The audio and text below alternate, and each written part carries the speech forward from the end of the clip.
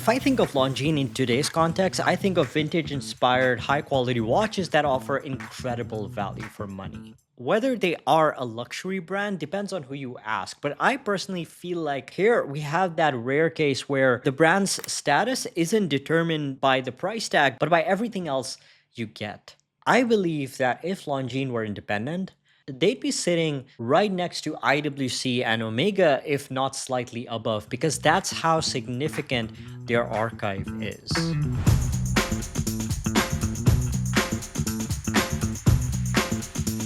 Longines was founded in 1832, making it close to 200 years. What makes Longines special is the fact that they were innovators as early as 1870s when they developed the first ever chronograph pocket watch with a caliber 20H and the first pocket watch featuring two separate time zones in 1908. The Flieger watch that was specifically made for aviation was only produced in the late 1930s. But by 1911, Longines had already created a first ever chronograph wristwatch designed for Russian pilots. There are very few brands today that will authenticate and service your vintage watches, and they typically have a starting price ranging from $10,000 to $20,000.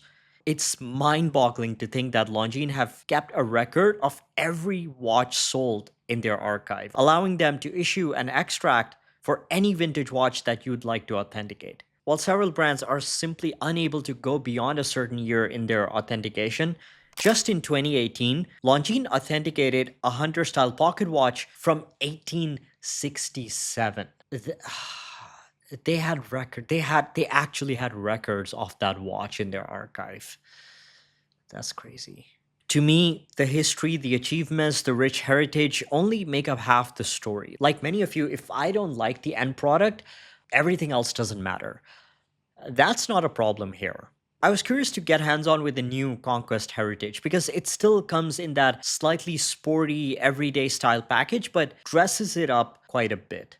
This new 1950s inspired Conquest Heritage comes in 4 different variants, as well as 2 size options of 38 and 40 millimeters to choose from.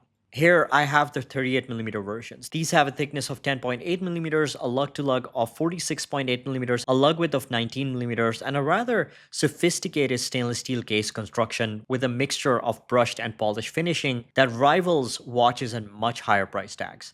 On the front, you get a boxed sapphire crystal that adds to the 50s elegant side of the watch, and an engraved and enameled motif on the case back. The movement inside is the best in its class. It is the automatic caliber L888.5. This is an exclusive movement developed for Longines by ATA, but what makes this special is that it is highly modified, both technically and visually, to look beautiful even if you don't see it.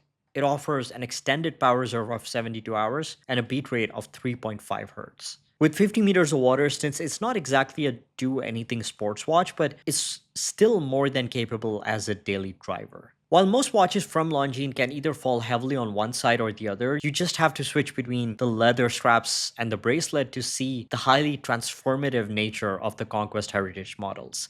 I do love the standard Conquest, but I feel like it leans a little bit too heavily on the modern side, with features that are expected of everyday style watches. With the date complication, more than necessary water resistance, and an overall industrialized look. And sometimes, if a watch is too modern in that way, it tends to lose character. And I feel like this design, this vintage inspired Heritage Conquest, offers a lot more character. These focus more on the design side. Gone is the date window in favor of a more visually balanced style. Water resistance is now reduced in favor of a slimmer case that's only bulked up by the pronounced box sapphire crystal. The hands and markers are more ornate, more faceted, but what truly surprised me is how incredible this new bracelet is. Both well constructed and gorgeous. Hugs the wrist like an old friend, but far more substantial than what you'd expect on a dressier watch. I honestly think without the bracelet, this watch wouldn't have caught my attention the way that it did. It truly demonstrated the watchmaking expertise of Longines, that even on a watch that sits somewhere in that €3,000 mark, they are still able to deliver something so impressive in the metal.